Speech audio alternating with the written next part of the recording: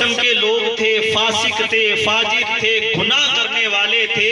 इन्होंने इनके हाथ पर तौबा की और तौबा करके इबादत इलाही में मशगूल हो गए। अब जिनकी हम सीरत सुन रहे हैं, इनकी सीरत के बारे में ये लिखा था कि हुजूर गौसे आजम रहमतुल्लाह अलैह बचपन ही से इस्लाम के ऊपर अमल करने वाले थे, क्योंकि इनकी वालिदा मोहतरमा बड़ी नेक थी।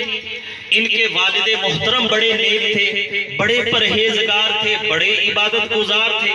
इनकी निस्बत से जब औलाद पैदा हुई तो वो भी बड़ी नेक परहेजगार पैदा हुई।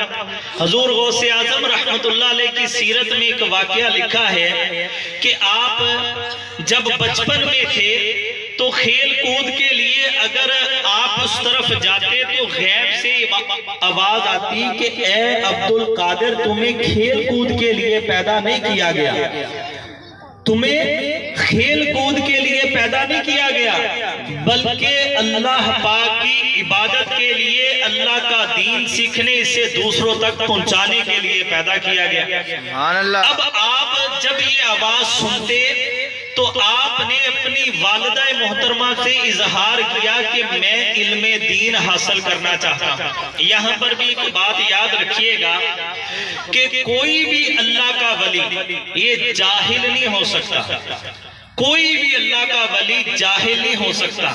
विलायत के लिए इल्म होना ये शर्त है। जाहिल बंदा अल्लाह का वली ये नहीं हो सकता। और बाज़ औक़ात यूं भी होता है कि अल्लाह पाक पैदाइशी तौर पर विलायत अता फरमा देता है, ये अल्लाह के इख्तियार में है। अल्लाह जिसको चाहे जैसे नवाज दे। और बाज़ औक़ात बंदा इबादत और रियाजत करता रहता है, अल्लाह पाक को उसकी इबादत, उसकी रियाजत इस कदर पसंद आती है तो उससे राजी होकर उसको विलायत अता फरमा देता है। और बाज़ औक़ात यूं भी होता है कि किसी अल्लाह वाले की नजर से अल्लाह तबारक व तआला किसी को विलायत अता फरमा देता है। और बाज़ औक़ात यूं भी होता है कि बंदा कोई ऐसी अदा अपनाता है, ऐसा अमल करता है कि अल्लाह खुश होकर उसको विलायत अता फरमा देता है। ये मुख्तलिफ किस्में हैं। एक आपके गोशगुजार करता हूं कि हजरत बिशर हाफी रहमतुल्लाह अलैह बहुत बड़े अल्लाह के वली गुजरे हैं, और ये विलायत मिलने से पहले ऐसे थे कि सुबह शाम दिन रात शराब के नशे में धुत रहते थे, शराब ही पीते थे, बिल्कुल नशे में रहते थे।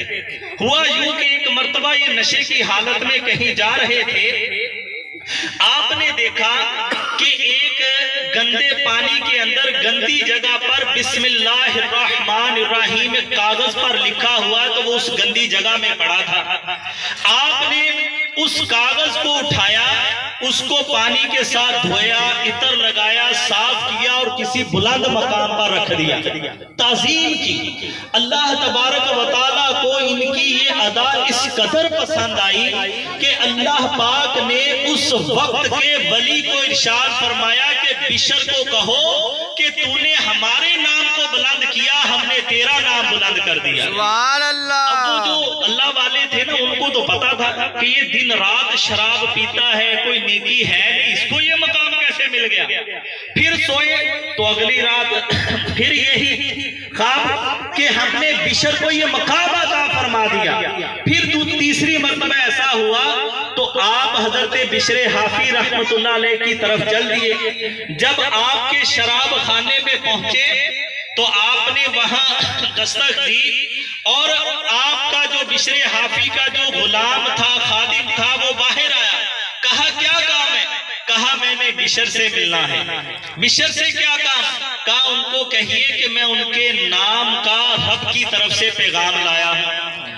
अब वो पैगाम जब बिशर हाफी रहमतुल्लाह अलैह को पहुंचा कि कोई शख्स रब का पैगाम आपके नाम लेकर आया, फौरन नशा उतरा और आप भागे और कहा कि मेरे रब ने मेरे लिए पैगाम भेजा।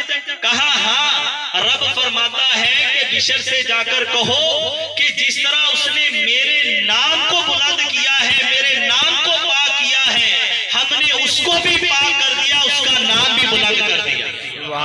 जब ये पैगाम मिला तो आंखों से आंसू जारी, रोना शुरू हो गए कि अल्लाह पाक ने मुझे ये मकाम दिया।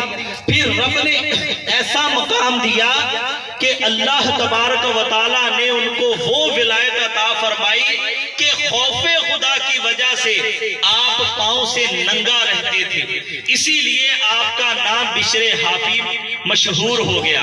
और शान ये थी क्योंकि नंगे पांव रहते थे, अल्लाह का कुर्ब मिल गया था, अल्लाह की मोहब्बत मिल गई थी।